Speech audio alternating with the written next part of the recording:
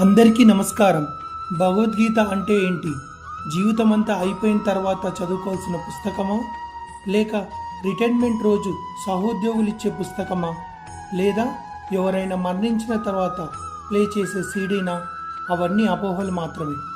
సంతృప్తి, సంతోషాలు నిండిన జీవితం గడపాలంటే, చేస్తున్న పనుల్లో విజయం సాధించాలంటే భగవద్గీతను అర్థం చేసుకోవాలి.